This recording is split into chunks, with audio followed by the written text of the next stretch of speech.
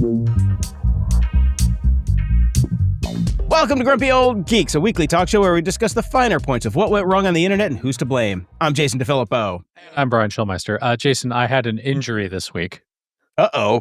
It wasn't much of one, but I Did did you step on a Lego? I slightly cut the pad of my pointer finger on my right hand.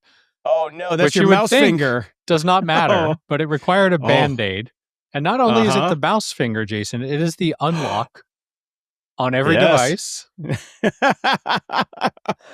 It is the primary scrolling, everything, phone, iPad. Yeah. Useless. I've been useless all week. I've had to use my laptop for basically everything. It's debilitating. One little prick. One little prick. Well, one little prick, and it's amazing what one little prick can do. Can ruin our entire country. See, that's why you always have to put your middle finger up as your alternate ID, just so you have a backup. Yeah, you know, I got to work on that. I'll set that up this week because it was painful. Anyways, it's first world problems, Brian. Absolutely. First world problems. Absolutely. And speaking of first world problems, we've been talking about this a lot about countries banning social media because we've looked at the data and we've realized that it's really not good for children. Well, frankly, it's not good for anyone. Anyone, yeah. Very bad for children. So there's been legislation either enacted or at least floated in Australia, Greece, France, Austria, Spain, Indonesia, Malaysia, the UK, Denmark, just to name a few. But as these are spreading across the globe, but particularly in Europe, Estonia looked at this and said, nope. What? Well, what's wrong with you, Estonia? The country's education minister said the bans won't actually solve problems while warning that the kids will find a way regardless. The Estonia's education minister believes these countries are coming at the very real problem from the wrong angle. The way to approach this, to me, is not to make the kids responsible for that harm and start self-regulating, Christina Callas said at a Politico forum in Barcelona. Instead, she said the responsibility lies with governments and corporations. Yeah, sure. Which she's not wrong. She's not wrong, but she's also not realistic because that's not what's going to happen. That is the real problem here. So, yeah, good luck. Well, first off, putting on these bans, that is the government acting. Let's just make that clear. So if you're saying it's with the government, yes, agreed. That's what these bans are supposed to be for. But expecting these corporations to regulate themselves, well, we've seen basically a 20-year stampede to no, that's never going to happen. So yeah. That's where we're at. So I don't know. I mean, I agree with her, but again, I don't see, Facebook is not going to take care of themselves. Instagram is not going to take care of themselves. None of these companies are going to do it for themselves. We have to force it on them. So which way do we go? I don't know. But we have some further news on that front. The Molly Rose Foundation, which is a charity organization that focuses on preventing online harm, recently published a study that polled 1,050 Australian children between ages 12 and 15 in March. Again, remember, Australia actually enacted one of these bans. They made the first in the world decision to ban social media for those under 16 years old, which began December 10th. It's only been a few months since the ban went into effect, but the poll concluded that the ban does not have a clear positive or negative impact on children's well-being. They noted that 70% of children trying to get on restricted platforms said that it was easy to get around the ban. The Australian government has also published its own findings in March that examined how social media platforms are complying with the ban. Here's the problem. According to the government's report, Snap, TikTok, Facebook, Instagram, and YouTube are currently being investigated for non-compliance. Okay, so far, point Estonia. Yeah. And again, yes, the corporations are not helping here. The report added that Australia's e-safety agency is finalizing these investigations and will make a decision about enforcement by the middle of 2026. So, we'll see what happens. The agency's enforcement powers include issuing infringement notices, seeking court-ordered injunctions, and civil penalties up to 49.5 million Australian dollars, or around 35 million US dollars. So it seems to me that this is going to have to be a joint effort. The governments will have to put in the bans and have meaningful, I'm not sure if 35 million US dollars is considered meaningful to Facebook, meaningful repercussions if we see that these corporations are not helping or at least actively hindering these processes. Correct. Well, the European Union is going to do something about it. They're about to roll out a government-backed age verification app. Now, the goal is to enforce age limits on platforms and pave the way for a potential EU-wide social media ban for minors. Okay, we'll see how that goes. The app will use zero-knowledge proofs, meaning platforms can confirm your age without actually seeing your personal info. A little more on that in a second. President of the European Commission, Ursula von der Leyen, said at a press conference that Ireland, Spain, France, Cyprus, Denmark, and Greece, and Italy even, were already planning to adopt the EU app. She also said that the Commission was convening a special panel on children's online safety that would deliver a set of recommendations for all EU member states by the summer. Now, the EU officials, they claim that the app, which would work on any device, will be completely anonymized to ensure privacy and will follow the same principles as the EU's COVID-19 digital certification app, which ended up becoming the blueprint of similar digital certifications in other countries and was eventually adopted by the World Health Organization. Well, this all sounds pretty good, Jason. What could possibly go wrong? It kind of sounds like somebody bought a word salad at the local internet cafe, because once you tie the act of account creation on a social media site or any website, the anonymization is broken. That website is starting its trail of who you are and what you do, and it also knows that you're over or under an age. Over time, they can use that very same mechanism to narrow your age by querying the wallet again with a different range, and it's a process of elimination to get your actual birth date. Now, EU tech chief Hanna Virkkunen said that the privacy measures will be built on a cryptographic method called zero-knowledge proofs, and that the app would be open source, adding that private companies and partner countries would be free to use it as a blueprint or hack it and find ways around it. And that's all fine and well. If you need to verify age, that's a good way to go. Zero proof is a good way to go. But let's drop the anonymity rhetoric, because it doesn't belong in the conversation, is all I'm saying. Agreed. Absolutely agreed. I'm not... Okay. This is just going to be a nightmare, no matter which way you go around it. That, like, getting people to agree on the way to do this is just going to be... we might as well just give up. I mean, I'm hoping for the best. I think this app is a good idea. I agree. If we're going to require age verification, particularly for minors, this is a good way to go, but let's not pretend that it's going to be anonymous. We all know it's not. It's not going to be anonymous. Here's what it might do, though, Brian. The smart kids are going to find a way around it. The smart kids are always going to find a way around it. The dumb kids, the ones that need protecting, are the ones that are going to get caught by this app and not be able to find a way around it. So I think maybe this is kind of a Darwinistic move to legislate the government-approved app for stupid children who can't figure it out. So, maybe it will have the intended effect after all. Hey, I don't know. It's the great filter. In the news...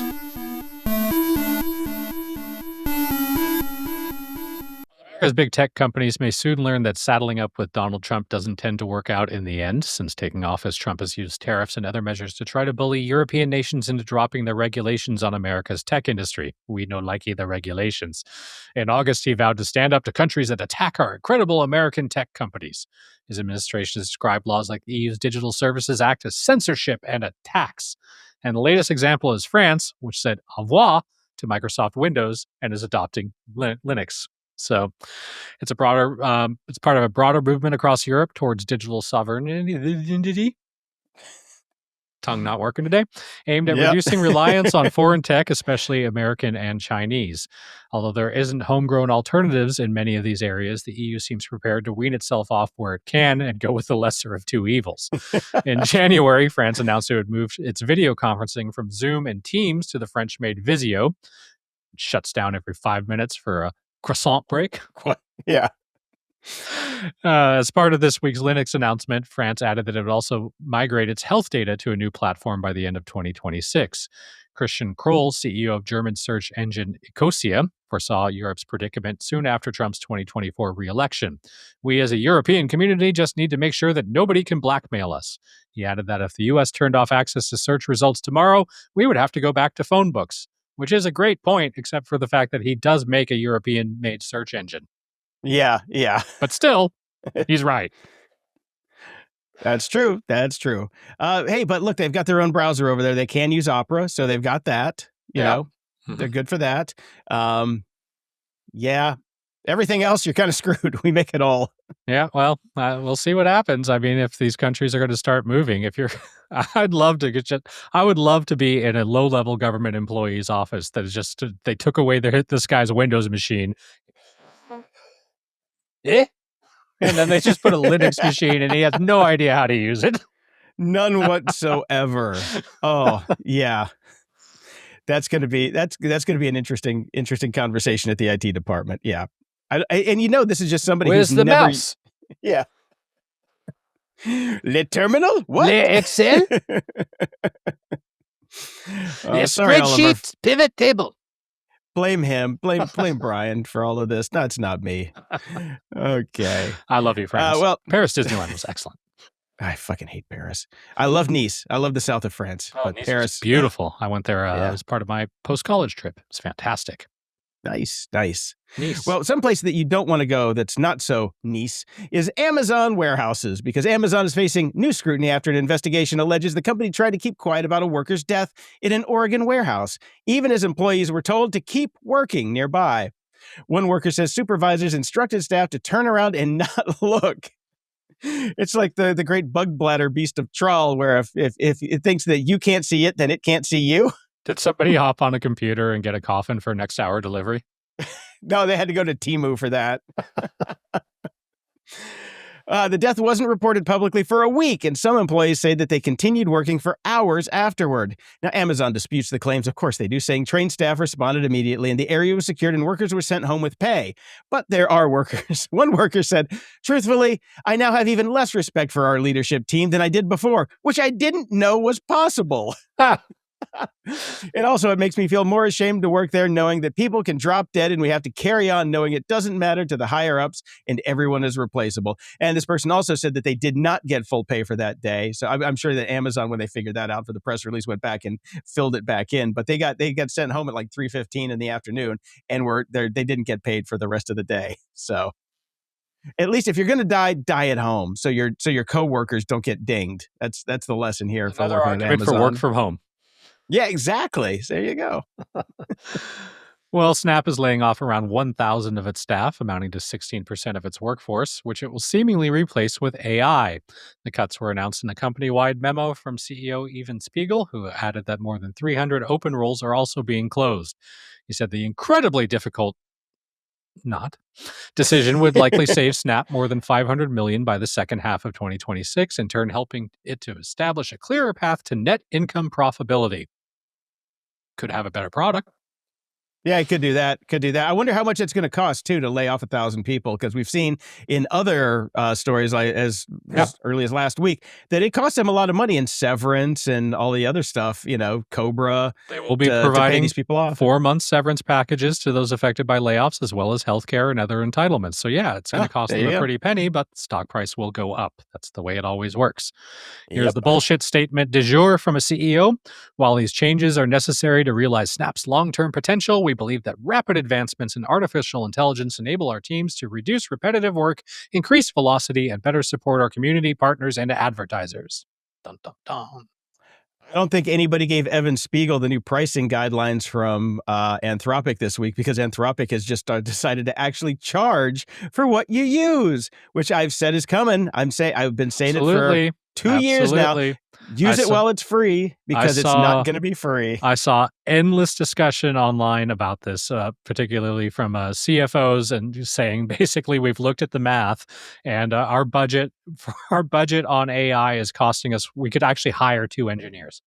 See, exactly, and it's going to get worse. It's going to get more expensive. Yeah, it's going to get more. Well, expensive. they've been doing the same model. This is the same tech playbook model. Well, it's the same model that's been around since the beginning of the time. First tastes free, bitches. Exactly. That's you got it. Any more of that AI? Going to cost you now. Yep. Oh, too well. So yeah, they're in for a cold shower there pretty soon. And a lot of the local models are still they're still getting there, but they're not nearly as good as the foundational models. And these things get better all the time. We're going to talk about this later with Dave when we get to the dark side. But yeah, I'm laughing. But here, let's just continue on with the AI news, because we've got some interesting news in our new pitchforks and torches segment. A San Francisco woman is suing OpenAI, claiming ChatGPT helped fuel her ex-boyfriend's delusions and escalate a stalking campaign, and that the company failed to act when she asked for help. According to the lawsuit, the man became increasingly detached from reality after heavy ChatGPT use, with the chatbot allegedly reinforcing some wackadoo beliefs and even validating his attacks on her. Now, the situation spiraled into what the complaint describes as a full-on harassment campaign.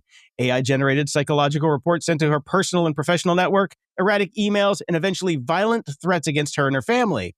Now, she reported the behavior to OpenAI in late 2025 and was told it was serious and troubling, but says nothing meaningful happened afterwards. Yes, Brian? Can I question, Yes, Jason? yeah. Wouldn't wouldn't you report this to the police? I was going to say law enforcement might be your first stop. I don't think I would write, like, if somebody sent me a really nasty email, I wouldn't call Microsoft and ask to speak to the Outlook department. I know. Okay. We don't know if she did go to the police or not, which we don't have that information right now. But I haven't seen the actual full complaint. I'm assuming once it got to the violent threats, I'm assuming she escalated it, but probably this was part of. It's not escalating. You don't go to the company. You go to the police. No. I'm saying probably escalated it by going to the police and also going to the company. Okay. That's what I would have done, right. But we don't know. OpenAI had already flagged the guy's account internally for dangerous content, briefly suspended it, then restored full access. Months later, he was arrested on multiple felony charges, including bomb threats and assault. So she did go to the police at some point here. Now, the lawsuit argues that warning signs were obvious that OpenAI effectively let him keep going. The company says it has now suspended the account and is reviewing the case. Meanwhile, the alleged victim says the guy's back out in public and is still making threats, so she wants his GPT records preserved before anything conveniently disappears. So this is a failure, obviously of law enforcement if they let him out already. But it's got to be California. So, she's in San Francisco. We catch and release all day long here in California, so it's not surprising that he's back out on the streets. But this is the beginning of the clusterfuckitude of stories that we have about OpenAI and ChatGPT. So let's get on to the second one, Brian. All right. Two recent mass shootings are raising new concerns about the role AI chatbots may be playing in real-world violence. In one case, an 18-year-old in British Columbia killed multiple people after exhibiting disturbing behavior on ChatGPT that had already been flagged by OpenAI, but never reported to law enforcement. We've discussed this before. We're going to keep discussing it, unfortunately, until there's a solution.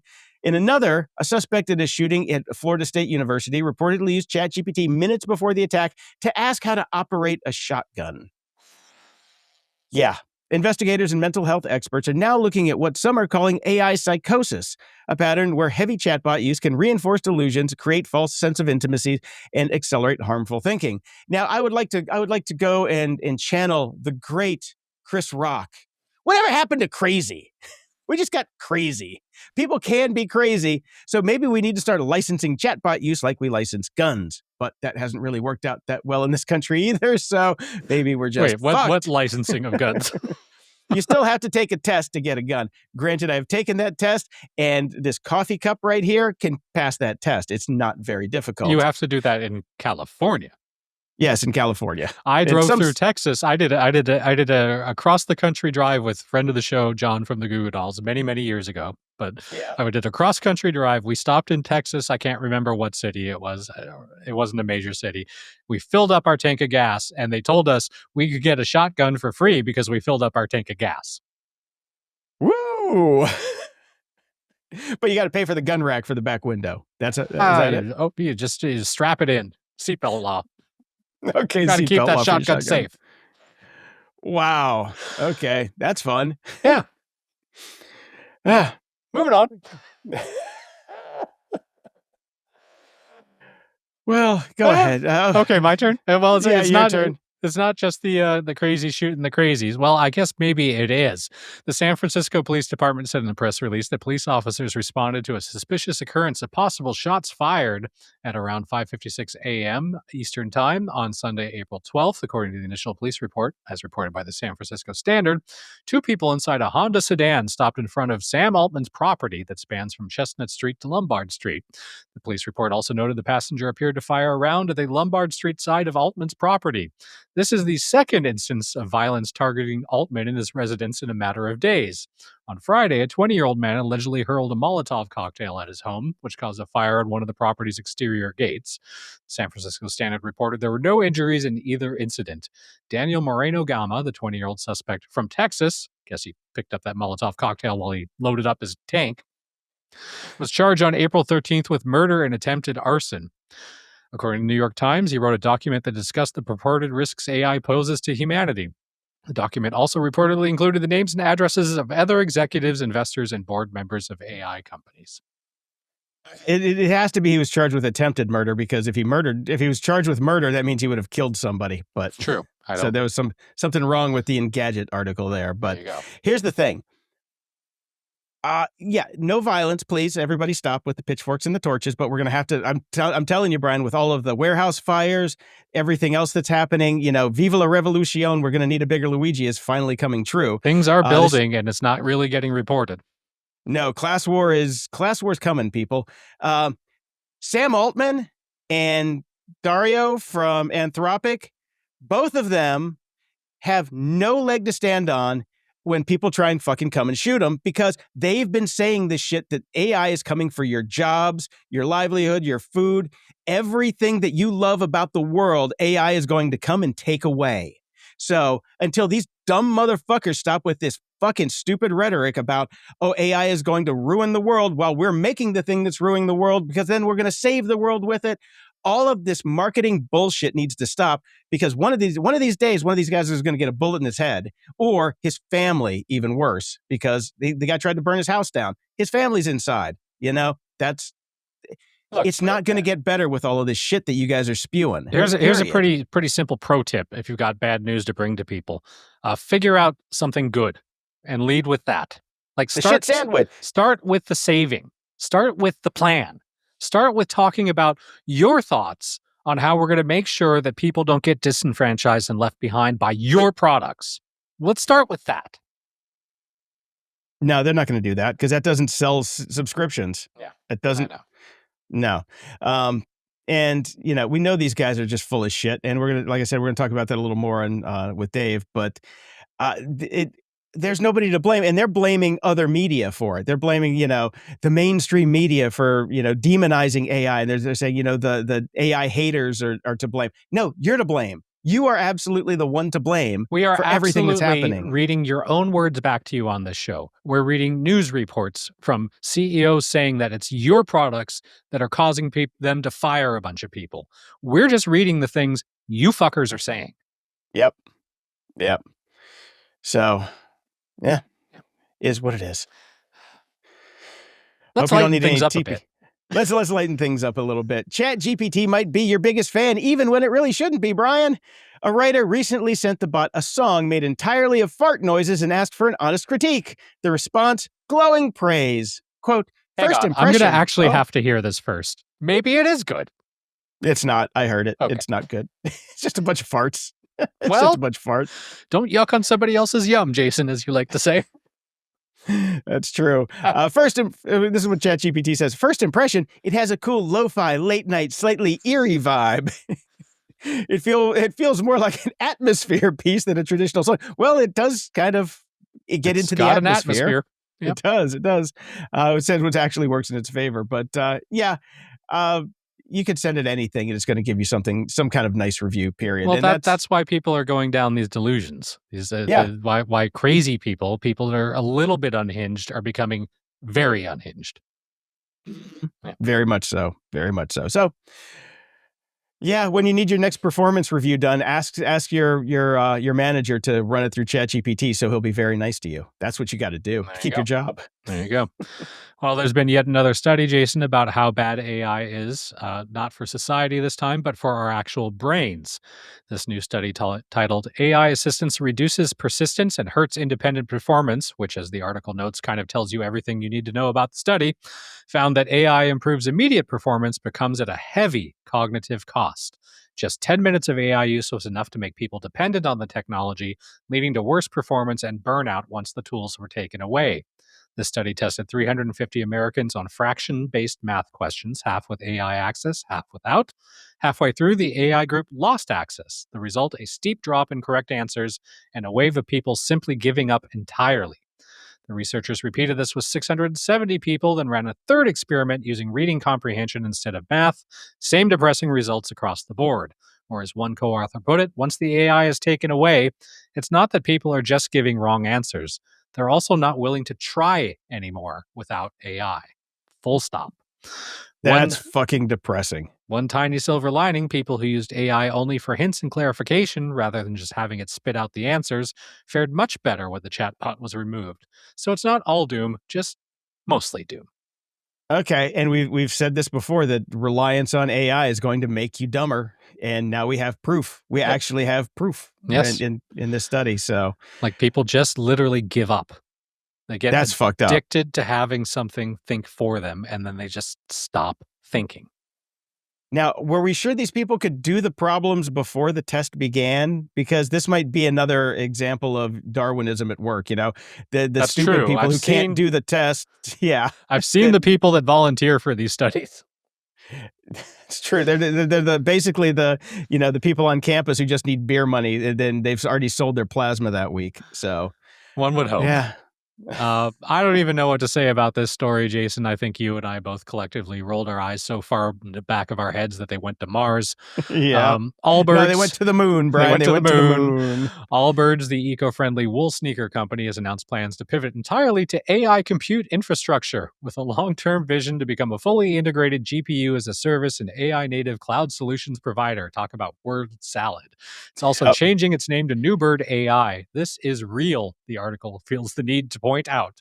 Yes, a shoe company is now an AI compute company, because why the fuck not? I mean, I've heard of people having midlife crises and starting to binge Coke and going to Burning Man and buying Porsches, but this is something entirely new. I'm fucking sick of shoes. AI compute for the win. And the fact they say they're going to raise $50 million, $50 million will buy you like 10 GPUs, and not even a couple racks that you can't get anymore anyway, because everybody else bought them. And, this whole thing was a stock go up move, which the stock did go up. But fortunately, the next day, everybody realized this is just the blockchainification of old brands like we used to have with Kodak and Radio Shack and all that shit a couple years ago. And, these stupid fucking hedge funds or private equity firms would buy up old IP and then just slap on some blockchain or meme token and then make a few bucks and then skedaddle. This is the exact same thing. Exactly. And so the Allbirds has completely fallen. They were a big deal for a little bit. They were basically a meme shoe. They were valued around $4 billion in 2021. They sold the entire shoe business and branding to an investment firm earlier this month for under $39 million. So now they're trying to raise more money than they're even worth to pivot to AI compute. And it's it was a stock play, and that was that, and it's not working. Yeah, they must not have kept any money from, when they were worth $4 billion, because have you ever had Allbirds shoes? No. I had a couple pair of them, and there's a reason that they're not in business anymore. The shoes fucking sucked, I mean, they were like slippers, but you don't want to go out of the house in them, because if they got wet, then they were gross. They were actually gross. If it rained, you're fucked. You're squishing all day. All birds, all day, all squish. Well, Immigration and Customs Enforcement has a certain Redditor at its crosshairs, and it's now trying to strong-arm the social media platform to reveal who they are with a grand jury subpoena, according to a report from The Intercept. The nonprofit news outlet was able to obtain the subpoena that ordered Reddit to provide info on one of its users who's been accused of criticizing ICE by April 14th. Last I checked, criticizing ICE is not illegal.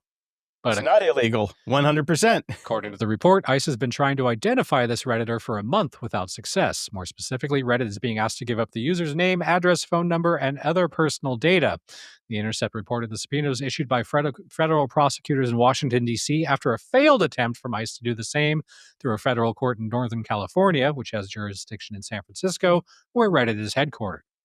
Reddit attorneys say their clients' posts and are protected under the First Amendment, and described ICE's use of grand jury as a disturbing escalation, which it is. Yes, it is. Reddit said that they do not voluntarily share information with any government, especially not on a user exercising their right to criticize the government or plan a protest. So we shall see what happens here. According to a New York Times report, the Department of Homeland Security has filed hundreds of subpoenas to Google, Discord, Meta, and even Reddit for identifying details about its users that it just doesn't like. Great.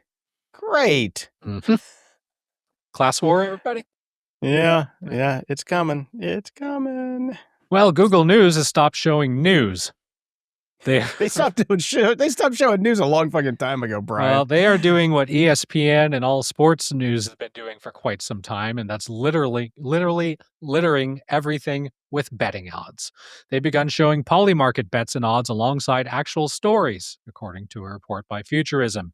Bets tend to appear in the For You section of Google News, which is supposed to be tailored to a person's particular interests. I can't emphasize how bad this is for society. Again, I cannot. Futurism notes that the platform actually placed a polymarket bet as the top news result when inquiring about the price of Bitcoin. Publication saw links to the prediction market all over Google News, including in searches. It popped up in queries regarding the Strait of Hormuz, which presented a link to let people bet on the number of ships that would be allowed to pass through the critical passageway.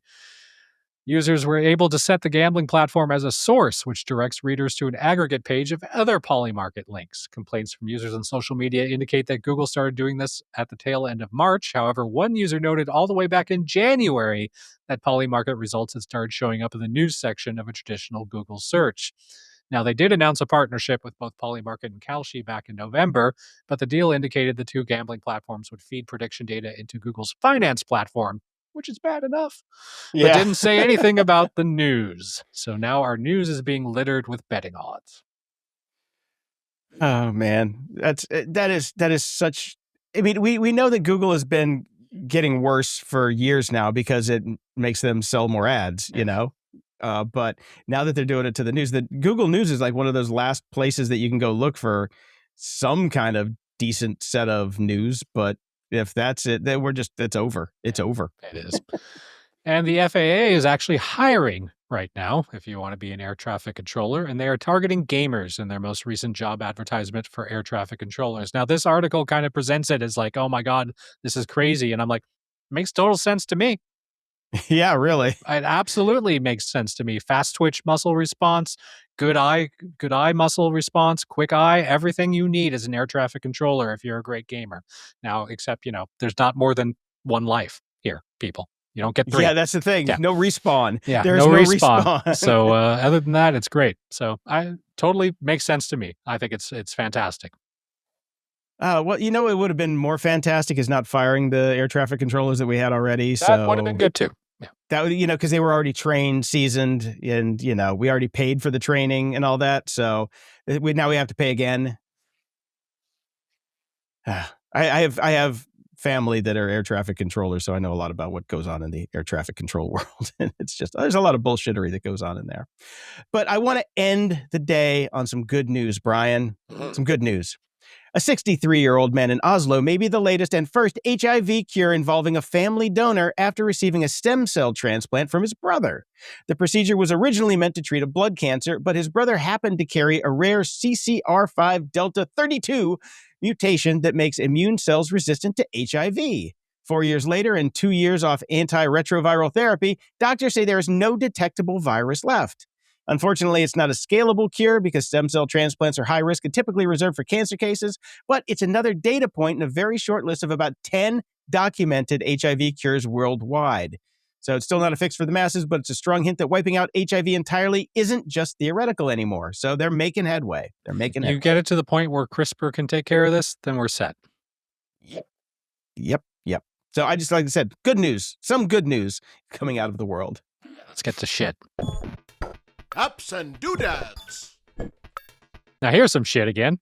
More than 70 civil rights organizations, including the ACLU, Electronic Privacy Information Center, and Fight for the Future, have written to Mark Zuckerberg demanding he completely scrap plans to add facial recognition to Meta's smart glasses, warning it would empower stalkers, predators, and abusers.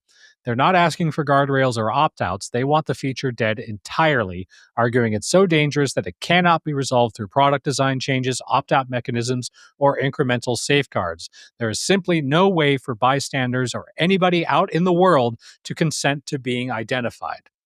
which is true. Well, you're in public, so you're in public. You don't have to consent. That's the problem. But they're not. That's why Mark's going to tell you to fuck off. That's probably true. This feature is apparently called Name Tag. It uses AI to pull up information about people within the glass's field of view.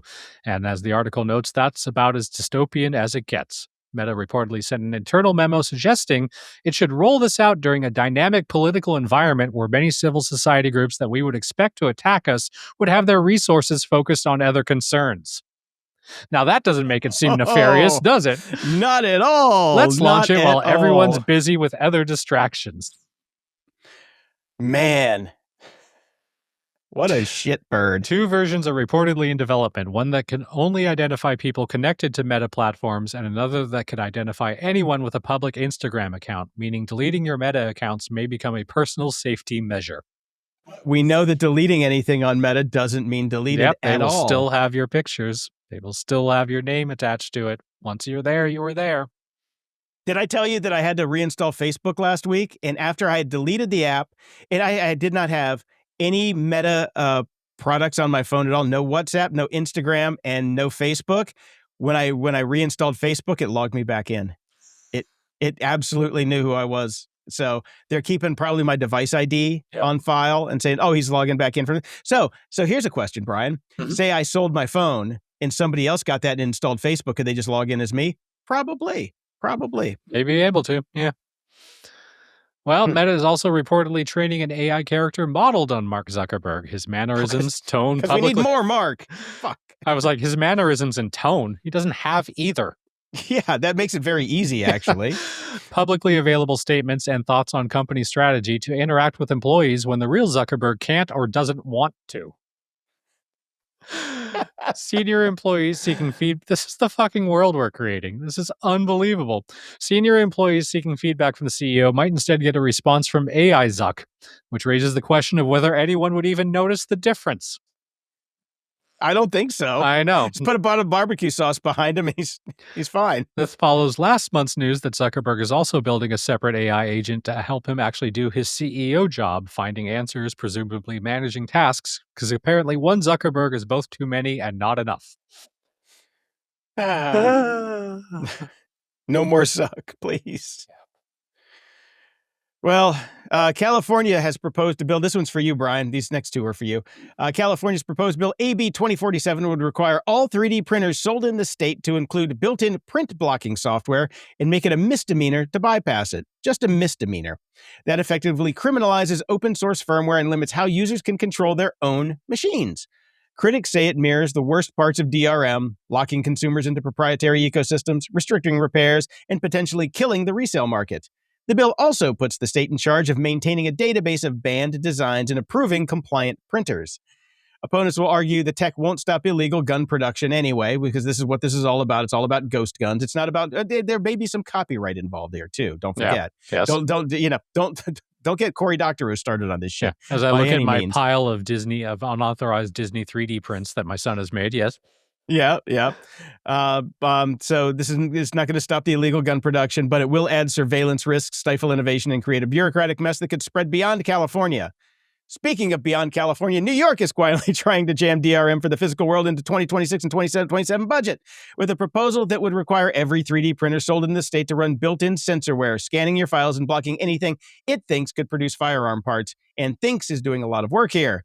The bill also opens the door to felony charges for sharing or even possessing certain design files, meaning researchers, journalists, or artists could theoretically get nailed just for passing around data, even if no one ever prints anything. Both of these are really shitty. And since you are in the 3D printer world, I thought I would pass those along to you. So if you're going to print your gun parts, Brian, do it while you're in Canada. I guess so. Where guns are illegal anyways. Yes. Well, I wouldn't worry too much about this if we actually did anything about regulating guns, be they ghost or otherwise. Maybe we start there. I think that would be a good place to start, as my Texas story of earlier might have pointed out. I don't know. So there you go. As much as many of us would like the Trump phone saga, actually just Trump saga to be over with, but let's focus on the phone right now. The T1 that we talked about quite some time ago, which has still not come out or appeared anywhere, keeps hanging around. As noted by The Verge, an updated design has now been made official on the Trump mobile website, which is to say a fresh new direction that still looks like total shit. This isn't me making this up. This is Gizmodo. I do remember the first unveiling looked like a badly photoshopped iPhone that they had basically just turned gold and slapped Trump's name on. Now they actually have some Androidish looking phone that could plausibly be real. But wait, wasn't the Trump phone supposed to be entirely made in America? Yes, which we know you they can't stopped make talking about that. Yeah. Oh, they did? Yeah. Are they still taking pre-orders? They What are. I want to know. They are. Wow. Yep. As The Verge notes, the price is now listed as a promotional price and starts at $499. To lock that promotional price in, you can send Trump Mobile a $100 deposit. We have absolutely no idea if this phone will ever be real or not, since no one has gotten a hold of one in real life, and we can at least go to sleep tonight with a small shred of hope that we'll never have to lay eyes on a T1 for real. I want to go read the contract that people are signing, because I bet there's some lines in there in the fine print that says if we don't ever ship one, we still get to keep your deposit. Keep the deposit. Yep. Yeah. I'm sure. Absolutely sure of it. So I got a little fun news here. iOS 26.4. Now, when you used to do app updates in the App Store, you used to have to go into the App Store, click on your face, and then you could scroll down and refresh the updates and then update from there. Now with 26.4, they actually moved it even a layer deeper. And I keep my apps up to date basically every day. Even though I have automatic update on, for some reason, it doesn't. I wish they would fix that first instead of doing any of this shit. So now what you can do is on the App Store icon, press and long hold it, and it will show up an update list in the list that comes below it. And then you can just click on that, and then it'll take you directly, or tap on that, and it will take you directly to the update screen on your device. It works for iPad and iPhone. And it's which is handy. Yeah, it's very convenient. Yeah. And those, a lot of people don't understand that you can long press on a lot of apps, and there are options under that app for a lot of different things depending on the app, because the developer can do different stuff with it. So it's very cool. So I would, if you're a tinkerer, you might want to just sit around and tap on your apps and figure out what they can do that might actually save you some time. Because I know it's like some of the some of the photo apps will let you just go straight in to take a photo. Like it'll bypass a lot of bullshit that you normally would have to go to when you just click to open the app. So just check that stuff out. And I'm very happy about this one. This makes it's a really nice feature to iOS that a lot of people don't know about. Like if I long press on my Apple News icon, there's a button that takes me directly into my crossword. So I can just do that first thing in the morning without going through all the different menus to get to my crossword. I like my crossword in the morning. Yeah. Nice. Mm-hmm. I can't spell my fucking own name in the morning, let alone somebody else's crossword. Jeez. You smart people. I bet you don't get mad when they take away your AI. No. Well, here's an interesting one. The FCC just handed Netgear a hall pass. The agency granted exemptions for its Nighthawk and Orbi routers under a new ban on foreign-made networking gear. We covered this a while back, and we're like, oh, poor Netgear. They're not going to be able to survive with this. But the thing is, every router on the planet has Chinese parts in it, so this whole thing is kind of wonky. But they gave them a pass, and they didn't explain why. So I'm betting they cut a check. I was going to say, I bet the check cleared. The check cleared. Yep. And the check was only big enough for 2 models to get through. Not the entire line, just those 2 models. That's all they could afford. Yep. They bought about 50 T1 phones, and there you go. That's it. A couple meme coins, and God damn, we have a government for sale. It's fucking ridiculous.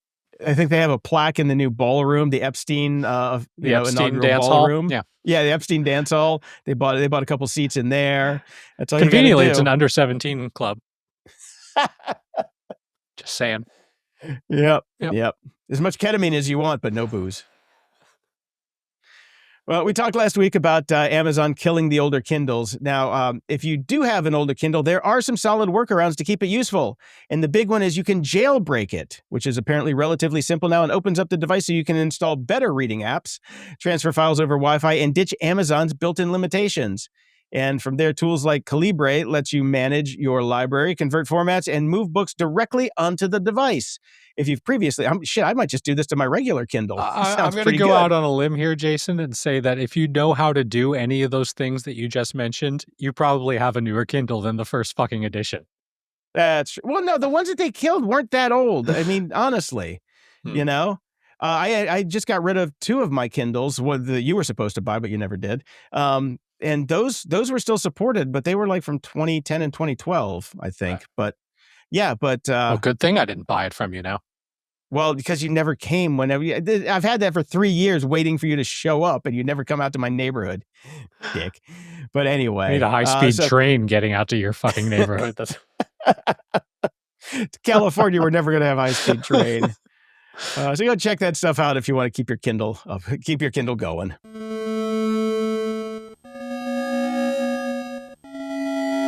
Media Candy. Another day, another subscription price hike, this time for YouTube Premium. Every plan for YouTube's ad-free tier is going up. Depending on which one you have, you could be paying as much as $4 more per month. They've started emailing subscribers about price changes rather than announce them publicly and get berated by the entire society that is sick of their wages not going up, not to mention getting fired because of AI and everything that you fucking made us buy into. Instead of owning anything, you just keep increasing the fucking prices, don't you? Don't you? Don't you? I got the email. Yep. So yeah, I'm gonna dump YouTube Premium. It's a bridge too far. $16 a month. Too much. I mean, yeah, it's not the juice ain't worth the squeeze on that. Yep. You know. And they've increased their music plan prices as well, which now makes it more expensive than Apple Music when taken on its own. So I don't know. YouTube, you have not locked people into your ecosystem like other people have. So good luck with that. I don't know about that. Maybe they have. I don't know. They've run the numbers. I'm pretty sure that they're going to make more money instead of losing money. So all right. We talked about Anna's Archive, the open source library and search engine / piracy mark that basically scraped all of Spotify in the name of preserving and archiving it. Yeah. That was a stretch, yeah. Anna. They've been ordered to pay Spotify and 3 of the world's largest music labels $322 million in damages after it claimed to have scraped the entirety of the streaming platform's library of music. Spotify, Universal Music Group, Warner Music Group, and Sony Music Entertainment sued Anna's Archive back in January for the $13 trillion. Yeah. They allegedly scraped 86 million songs, a significant chunk of all music on the planet. And it's in a since deleted blog post, they've stated the scraping was an act of preservation. The New York federal judge sided with the plaintiffs after the archive's anonymous operators failed to respond to the lawsuit. The court also ordered them to immediately destroy all copies and phono records of any work scraped, downloaded, copied, or otherwise extracted from Spotify. But whether it actually does this or indeed hands over a penny of the damages remains to be seen. No, it doesn't. They're pirates. Pirates do not exactly respond to lawsuits. And you don't even know who they are. So good luck. Yeah, who is Anna there to who's write Anna? a check? Exactly. Oh yeah, is the Dread Pirate Bay Robert guy gonna spend a Dread at least Pirate we know Anna. who those guys were. Yeah, Dread Pirate Anna. So that'll be interesting to see if they ever get anything. I doubt it. Yeah. And a federal jury has ruled that Live Nation, the parent company of Ticketmaster, has violated federal and state antitrust rules and is officially a monopoly. In Gadget subhead, in other news, water is wet. Welcome to the party, pal. This is indeed shocking. However, this is not exactly an administration that gives a fuck about monopolies. So, in fact, they prefer them. The judge is still has to determine what remedies apply, and the consequences could range from monetary damages all the way up to forcing Live Nation to sell off Ticketmaster entirely. Whatever the judge decides, Live Nation has already made it clear it will appeal. The DOJ and 30 state attorneys generals originally sued Live Nation on monopoly claims back in 2024. The DOJ reached a separate settlement, but the state AGs kept their case going, which is why we got this result. So there's also a separate FTC case still ongoing, questioning whether Live Nation colluded with ticket resellers. Hint, it did. In summary, Everybody already knows Ticketmaster was a monopoly. The government proved it in court. Live Nation is going to appeal, and concert tickets will still cost $340 with fees in the meantime. Yeah, you know why they're going to let this one go through is because Trump needs to sell tickets to the Epstein ballroom, and he doesn't like all those fees not going to him, so he wants to be able to get his own fees on top. So remember, under 17s are welcome. Exactly. Free ketamine. And the Good Omens final season official trailer has dropped. I watched it. Oh. Yeah. But the brouhaha on the internet is just it's going to be a taped together, cobbled up piece of shit.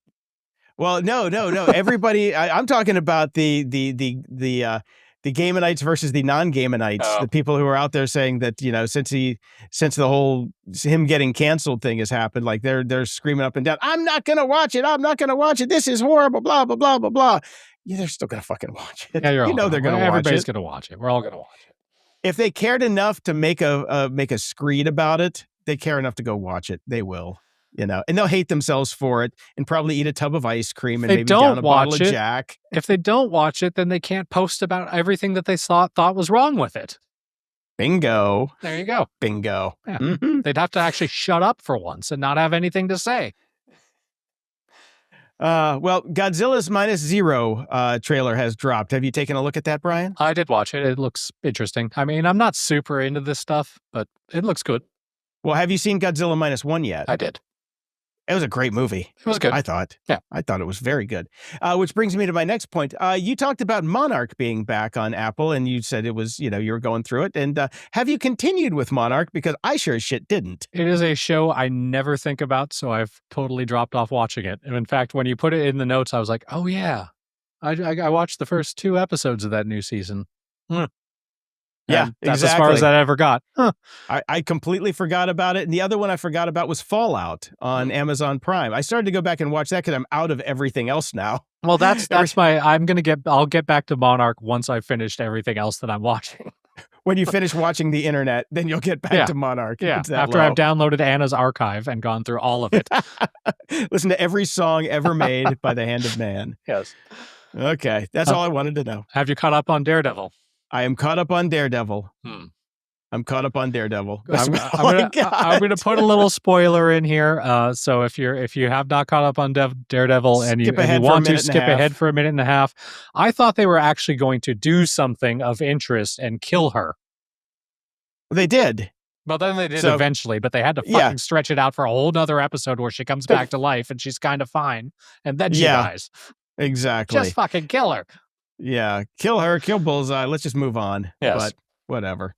Yeah, that was a waste of an episode. I mean, that was literally just 60 minutes of, okay. I think that was, we're writing you out of the show, but we're going to give you lots of these great sequences of you walking along a beach in soft focus first. Is that cool? Okay, cool. Yeah. It was contractually obligated, probably. Yeah. The Pit finale. Did you watch it last night? It was awesome. It was great. It was great. It's a great show, and now we're going to have to wait like another fucking 2 years before we get anything. Hopefully they're speeding it along, but yeah. No, it's such a solid show. Taking their fucking time. I want them to take their time because, I had to speed run to get caught up for this finale. And that was like 2 to 3 to maybe sometimes 4 episodes a night to get caught up on 29 episodes of a TV show that I vowed I would never watch but fell in love with. I was watching that before I went to bed, and it is not good for your mental health to watch that show before you go to bed. I'm already under enough pressure right now, and then to watch that, and then to hear about the class war that's coming and all the other bullshit. I was just like, God damn, I just don't want to get out of bed. I don't want to get out of bed. They did give you a little bit of a palate cleanser. I don't know if you watched the mid-credits sequence that they never do, which they did for the finale. No, I didn't. Oh, I have to go back and watch that then. Okay. Go back and watch that. Don't marvel that shit on me, man. Come on. I'll give you a little hint. It involves one of my longest clients. Okay, I'll go back and watch it. God damn. This one's interesting. Warner Brothers used CinemaCon to roll out casting for The Lord of the Rings: The Hunt for Gollum, the new Middle-earth entry directed by Andy Serkis, who's also back as Gollum. And the lineup mixes legacy and fresh faces. Ian McKellen returns as Gandalf, Elijah Wood as Frodo, Lee Pace as Kate Winslet. Well, Kate Winslet and Leo Woodall join the universe, and Jamie Dornan steps in as Strider. So, okay. I'm down. I mean, I think there's going to be a lot of CG on this. So, yeah, there's going to be a lot of CG on this.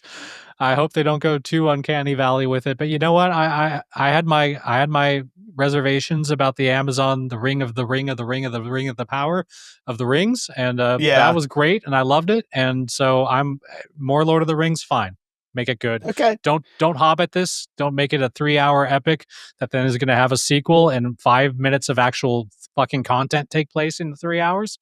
As long as you don't do that, I'm fine. Well, it can't be that long because Ian McKellen's going to need a nap every 2 takes. So because he's about 800 years old. Now, and finally, because I know we got to get going here. This is driving me crazy. We're watching all these streaming shows on all these different streaming platforms. When I go to a streaming show's page, I want to see what day the next fucking episode drops, because right now you never get to see when they're coming out. So I have to go check my calendar. I got to figure out when the last one dropped. If it's there, I got to go to IMDb or Wikipedia and look for the fucking, list of episodes to find out when the next episode's going to be out. Granted, on Apple TV, sometimes you'll get a notification if you follow the show on Apple TV, which is great. But a lot of times you don't get that shit, and it just pisses me off. All you got to do is every Thursday, every Friday, every Wednesday, whenever the fuck they come out, just put that on the goddamn page. End of rant. I'm holding up my phone, which is open to my Apple Notes. My Apple Note is entitled TV. I have Monday, Tuesday, Wednesday, Thursday, Friday, Saturday, Sunday written on it. I have the show that comes out that day and the network it's on, because they cannot do this for me. And then once the show has ended, I delete it. And then if there's another show that has started on Thursday, The Pit, I can delete that one now. HBO. There we go. I've had to do this because they cannot do it for us. Fucking AI, my aching ass. The Dark Side. Ha! With Dave. Welcome to The Dark Side with Dave Bittner, who covers the daily cybersecurity beat on the Cyberwire and somehow still finds time to do 42 other podcasts, including ours. Welcome, Dave. Hello. Nice to have you back. Nice to be back. I wanted to start off today with a little follow-up on Mythos. Yeah. I don't know if you guys listen to the Cal Newport podcast. It is pretty good. I put a link into the show notes. Every Thursday now he does, his Monday show is productivity and stuff like that, but now he does a Thursday show called Reality Check about AI, specifically about AI, because he's, an MIT trained computer scientist. He teaches computer science at Georgetown University, besides writing all of the productivity books. He's that productive that he can do all of that and still have None a of life. that matters. I've got Claude. That's right. I'm just as smart as he is now. Right. So the thing that, the brouhaha that we talked about last week, that, oh my God, this thing is so amazing, blah, blah, blah, and everybody's scared of it. Well, it turns out, it was all done before. You could do this with all of the same shit that was already out there. This was just a marketing stunt. It got a little better. It got a little bit better. But for the most part, they cherry picked the examples that they were giving out to say that it could do all this great stuff. But there are people that went back and even used like dumber models, like smaller models, and could recreate the same exact chain of command attacks that Mythos was doing. So I feel like I've been duped again. Well, I'm pissed off that we fell for it is what gets me. Which part of this whole AI journey is the part where you're not duped? That's true. You missed it, Dave. We have a whole new pitchforks and torches segment now that we're going to start. That's just all it's going to be, is because with the coming class war and the coming AI class war, we just have to branch out because it's coming. I approve. I think that's a great idea for a segment. Yeah, pitches. Yeah, I like it. We just might have to rebrand the whole fucking show, though. Yeah, that's all it is anymore. So I needless to say, I've been following this, and it has been very interesting to see that some people have been taking this very seriously, like people in high level of government, like cabinet level people, got together meetings with the banking industry to say, what are we going to do about this? On the other hand, you have, as you say, some well-respected researchers who are looking at this and going, this is just marketing hype. There's not a whole lot here. I don't know who I hate I that guess we'll find out if everything collapses or not. Exactly. Like I hate that this is what I've been beaten down to be, of just my response being, I don't know. Well, because and here's what it comes down to. Well, the thing is, who do you trust? No one. Right? Not them. Well, exactly. I have become fucking David Duchovny in the X-Files. I trust no one. Yeah. I was That's what this world has done to us. I was giving a little presentation a couple weeks ago to a group of like local business people. They asked me to come talk about cybersecurity, which I know a thing or two about. So I came and presented to them, and I got a question from someone who said, well, all the thing like backing up in the cloud and putting my data in the cloud, how secure should I consider that? And my answer was, well, it's very secure right up until the moment it's not. How'd they like that answer? Well, what's funny was he didn't like the answer at all, but every person in the who was in the meeting who was a lawyer was vigorously shaking their head up and down. Like, they were like, "You're speaking our language. That's what we say about all kinds of things. You know, We it's give great." no guarantees. Yeah, right up until Yeah. the moment it's not. And I said to the guy, I said, it's still your stuff. It's still somewhere. And so that somewhere can catch on fire. It could be blown up. It could all sorts of, it could be flooded. So we all assume that the big providers like Microsoft and Google, like they're going to have their own backup plan and spread our stuff around all over the world. That's what I Nope. keep telling myself. That's That what is- their that is a- material materials say is happening. Yeah, Right. But that then is again, a failed assumption. We found out time and time again. yeah, turns out. So yeah, it Turns just out makes the me only sad. content they can keep is the stuff you don't want them to keep that you've asked them to delete. That seems That to be the stuff is way it backed works. up. Yeah. That's true. Yeah, excellent These point. people just need to remember that the cloud is still just somebody else's computer. That's Right. all it is. So, you know. It is. It is. So I don't know if it's important to you, back it up yourself.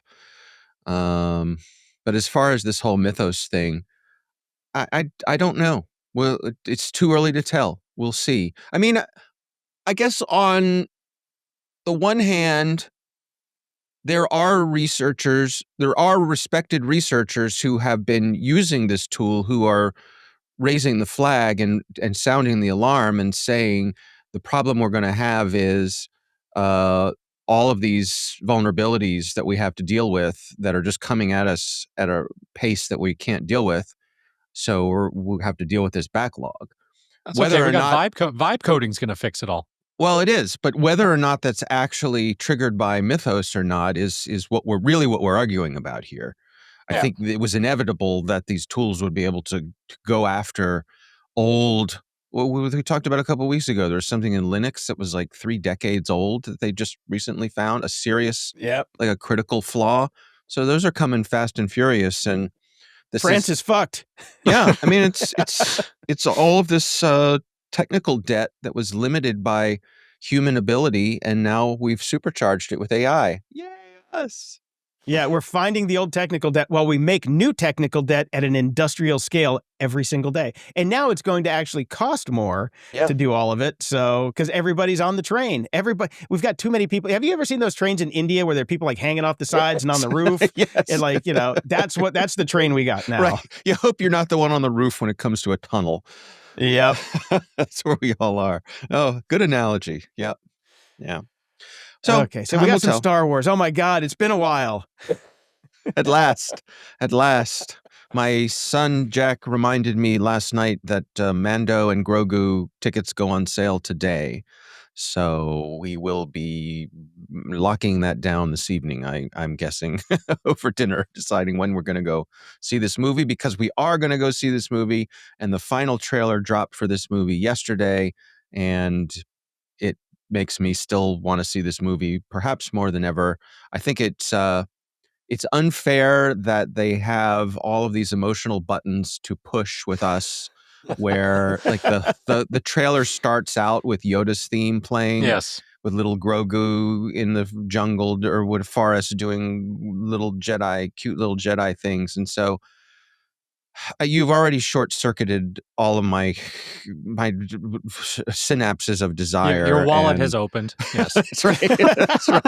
They just sprung open like a reverse bear trap and just shut up and take my money. So, have you guys? I guess I'll ask Brian. Brian, have you seen the new trailer? I did. It's funny because I saw a lot of complaints because it's the internet and society now. So there's complaints like galore everywhere. A lot of people were complaining that it all looks great and I still have no idea what's happening, and which is fine, and I'm okay with that, because another big complaint that everybody's had for the last 20 years is everybody complains that you learned the entire movie from the trailer. What are you going to which complaint do you want? Are you complaining that you don't know the story, or that they gave away too much of the story? Shut the fuck up. Like, Yeah. it's a nice trailer and it didn't give away much. I'm happy about that. It looks good. Of course, I'm going to go see it. I have my concerns, but who cares? It's going to be Star Wars. The music's going to be great. It's going to be fun. It can't be worse than a lot of things that I've seen. Like I'm Again, excited. this is where we are in our lives. It can't be worse than many of the other things, so I'm all in. I need the escapism. I need to buy into this. I Yeah. need to be able to spend an hour and a half, preferably close to 2. I don't know how long the movie is, not thinking about everything that we fucking talk about on this show. That's what Right. I need. And this I'm will with you. provide it. I'm with you. Money well spent. Yeah. Money well spent. Otherwise, in other Star Wars news, out your neck of the woods, Jason, at Disneyland, we've talked about how they're introducing more old school characters to Galaxy's Edge at Disneyland. And so now they're going to have Han Solo and Princess Leia traipsing around. And they've released some footage of one of the new Han Solos, which, he doesn't look anything like Han Solo. Looks nothing like Han Solo. No, he Yeah, doesn't. He's got a bad 70s wig. Whatever. I don't care. It's The thing is, you walk through the gates at Disneyland, you bought the ticket, enjoy the ride. And Right. I mean, it's Ariel doesn't look like the animated Ariel. No. Moana doesn't look like the animated Moana. Get the fuck over it. It's a goddamn theme park. Right. Right. Exactly. I'm happy that they've given up on this thing of having be The as realistic immersive. land. Yeah, exactly. One thing we were talking about actually last night with my family after we watched this trailer was we would love to see both of the Galaxy's Edge lands put in a full service restaurant because neither of them have one. But wouldn't it be fun to have a full service restaurant that was Jabba's palace? Oh, that'd be cool.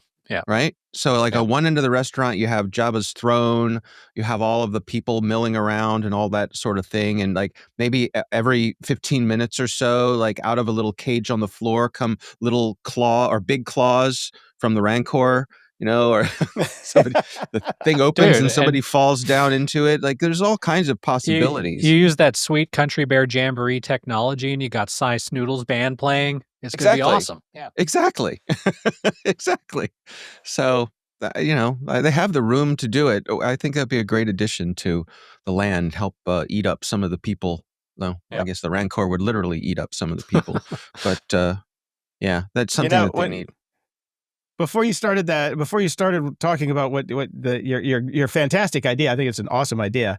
What would be cool is if you have the Galaxy Edge in California and the one in Florida. Remember the portal, that big disc that they were putting in New York and then one in like some other place, so you can actually see the other people on the other side. And then OnlyFans models figured out that they could use it. Yeah.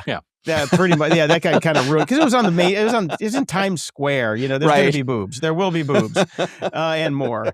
But it would be kind of cool to have that at Disney, so you could see the people in the other state. Just walking by, and because nobody's going to linger there. I don't think you're going to get that many flashers. Disney is not big on not being able to control their entertainment. Yeah.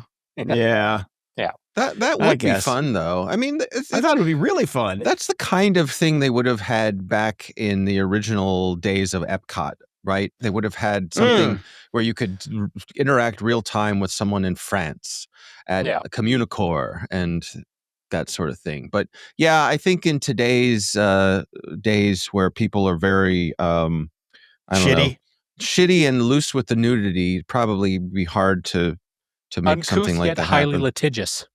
Right. Right. Oh, you're talking about Disney or the people? Both.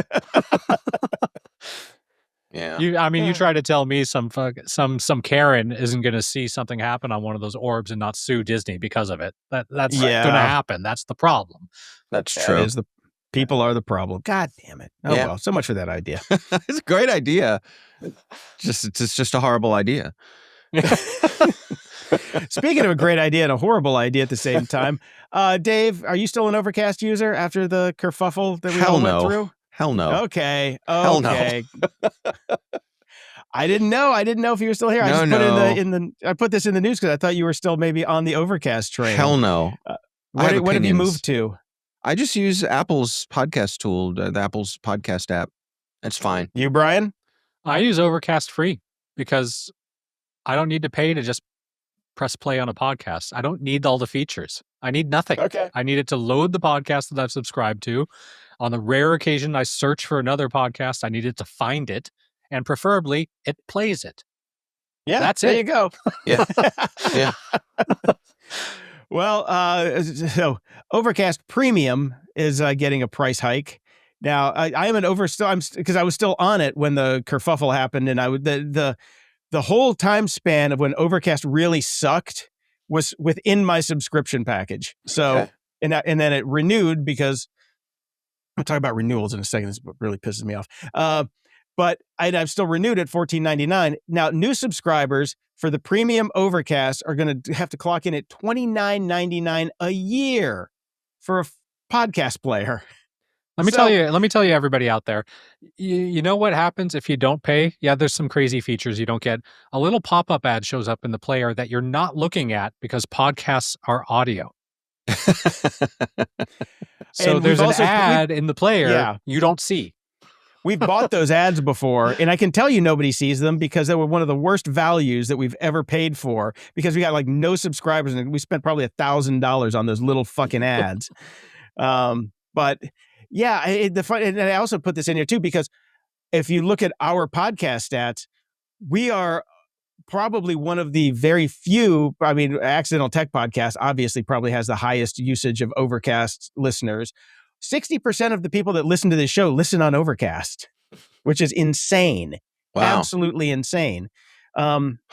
Because we used to run those things where like everybody all please five go of star you. the episodes. 60%. 3,000 people listen to this show on Overcast. So if you want to try it again, everybody go star every episode of Grumpy Old Geeks and we can see if we can get back on the free listing in tech. I doubt we can. I think Marco doesn't like me very much. Probably because I'm saying shit like this and of our tirades against when Overcast went completely in the shitter. Yeah. I will definitely not be re-upping at $29.99. I needed it when I was actually producing more shows because you could upload your own files and then play them through, which was the nice feature. And he even threatened to take that away before, but he's got transcripts now. And he's saying that that's the new thing for him is these new transcripts, and they're done on the back end in AI, FID, whatever. So he's got to charge more for that. I'm like, no, you don't.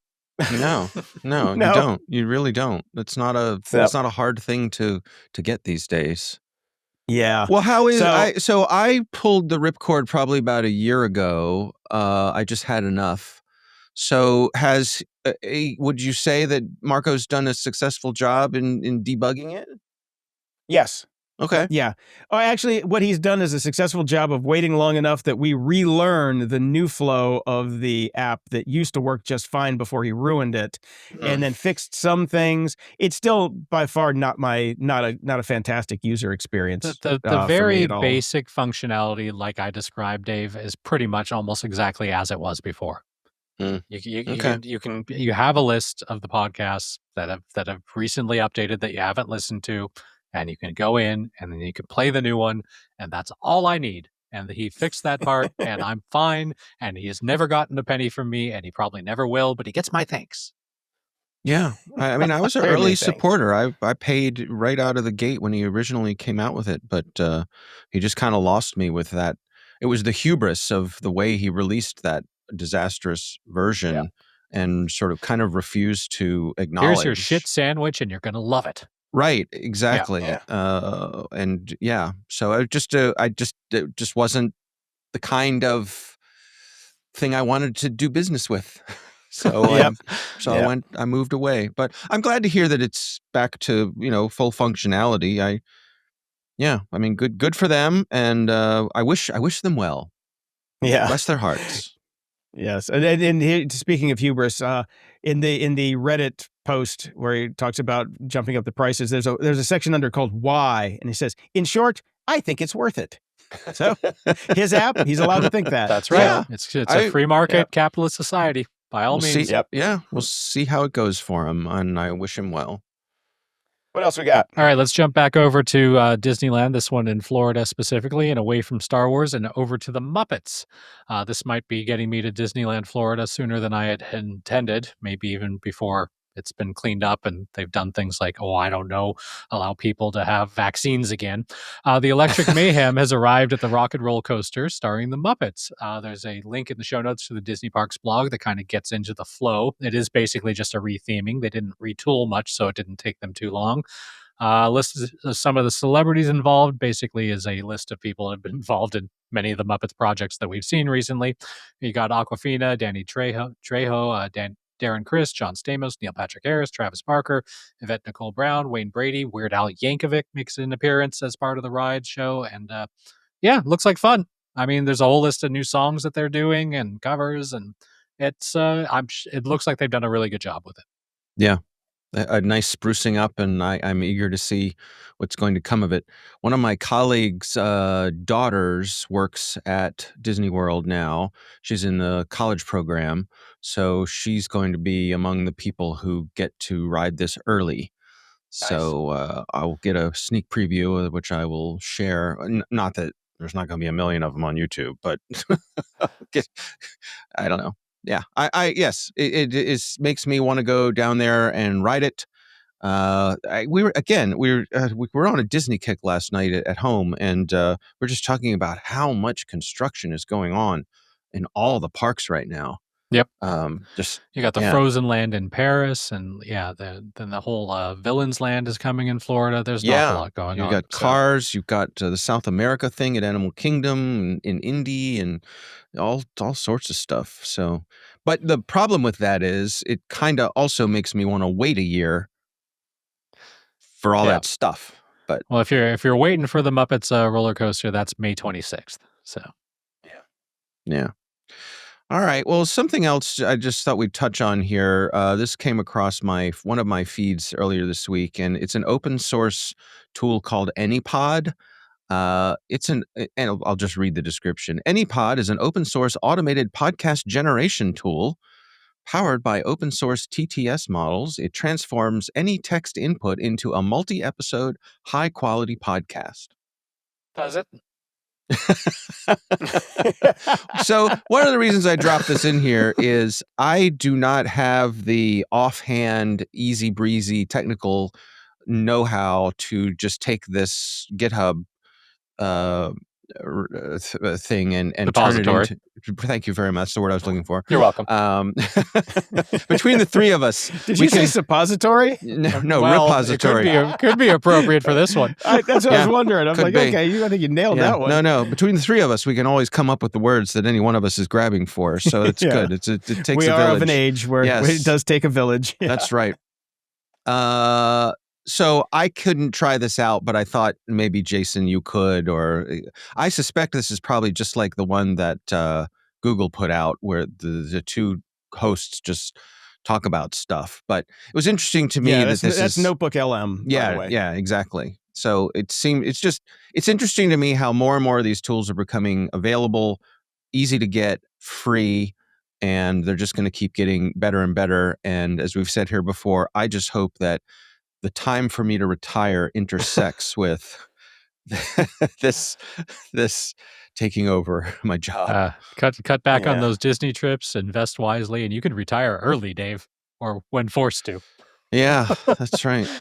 That's right. Here's the thing on this. AnyPod is an open source automated podcast generation tool powered by open source TTS, text speech, models such as MOS TTSD. It transforms any text input into a multi-episode high-quality podcast. Now, here's where it gets crazy. The tool leverages LLM agents to automatically analyze input text, plan podcast content, generate scripts, and synthesize speech via TTS. Now, it's the plan podcast content and generate scripts. So you can basically just tell it a little bit about what you want.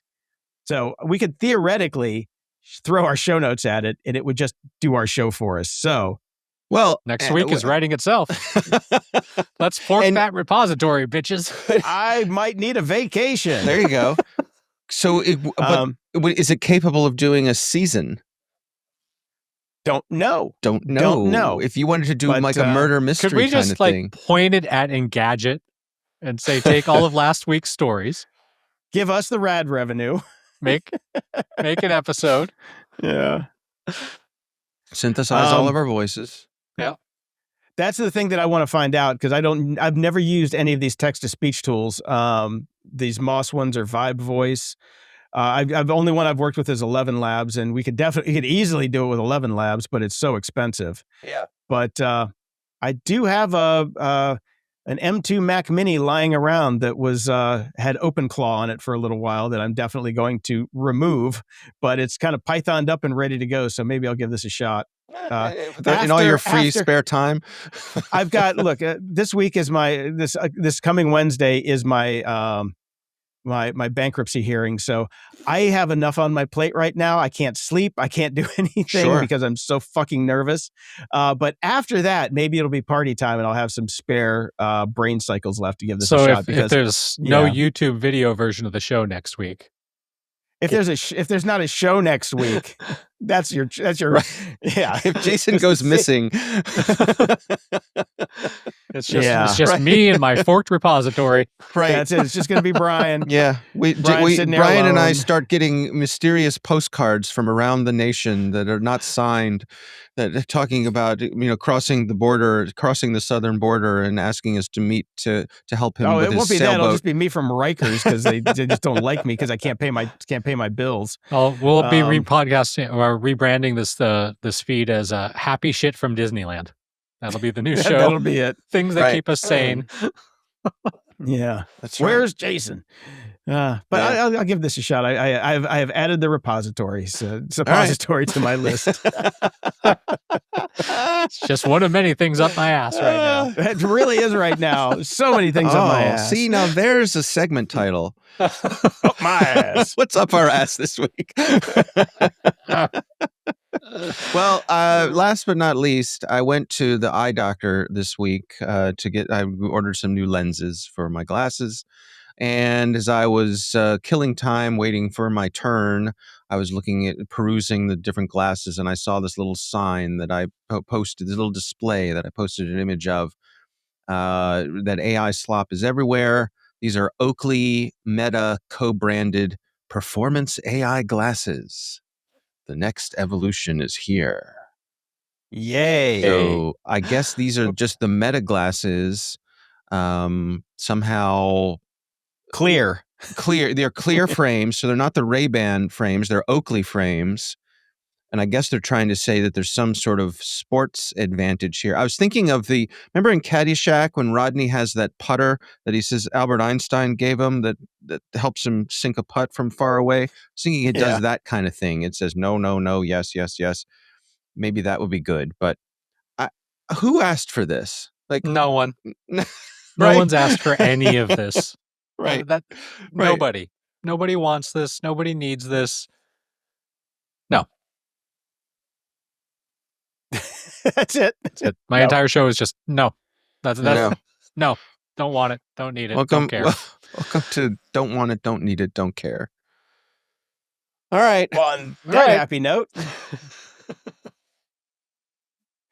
See you guys soon. Maybe see you guys next week. Yeah, good luck. I'm getting hungry. I got to go downstairs and have my AI-enabled sandwich from my AI Wonder Bread.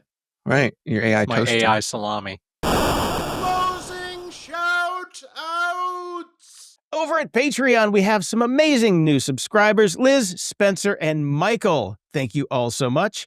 Thank you all very, very much. And we'd also like to thank Jim, Terry, John, Fantastic Wolf, Nicholas, Brian L., Jamie, Eric, another Michael, and Nate. Thank you all so much for your continued support and new support on Patreon. Thank you, thank you, thank you. Over at PayPal, we got donations from Michael, from Gordon, and another Michael, who both gave us $20, and from Wes, who gave us $100. He says, longtime listener and finally a first-time donor, just sent via PayPal. Honestly, way overdue. You two and Dave are basically just me talking to myself for an hour plus each week. Keep doing what you're doing. And then Martin said, hold my beer, and gave us $200. And then Eric said, hold both beers, and gave us $250. So thank you all so much. Thank you all so much. You have no idea. No idea. And over at the tip jar, we've got Theodore, Jeffrey, and Sean, and Tim T, who also said, hold my beer, and dropped us $100. So thank you all so much. And we sold some merch this week. David M picked up some merch from shop.gog.show. It's been a fine week over here. And if you would like to join the Patreon train and keep this show on the air, because advertising is a joke. Dead. You can go to patreon.com/GOG and sign up for as little as $3 a month, but you can give as much as you want, and you'll get the show early, ad-free, and in high definition. And yeah, that's, or you can go to gog.show/donate. I am so tired. I forgot all my words. But gog.show/donate to find other ways that you can help keep the show supported. We love you all very, very much, and you really are just keeping us on the air. We appreciate it so much. Thank you. Until next time. Wait, that's you. You're taking my lines. Sorry, took your I'm line. slow, but not that slow. Until next time, I'm Jason DeFilippo. And I'm Brian Schillmeister. Thanks for listening to Grumpy Old Geeks. Get all the links and goodies from today's episode at gog.show/737. Want to keep the grumpiness alive? Toss a few bucks our way at gog.show/donate. Every penny helps keep the show on the air. Love the show? Share it. There's a share button in your podcast player. Use it to spread the grumpiness to friends, foes, and everyone in between. We'll love you for it. Swing by gog.show to join our Discord and chat with us and other show fans. Got thoughts, feedback, cool links? Hit us up at gog.show/contact. And don't forget to leave a 5-star review at gog.show/review and we'll read it on the show. And we've got merch. Snag your grumpy gear now at shop.gog.show. And as Keg's Breath mentioned this week, never forget what Jesus did on the Mount. And he spread the royales with cheese to feed the multitudes.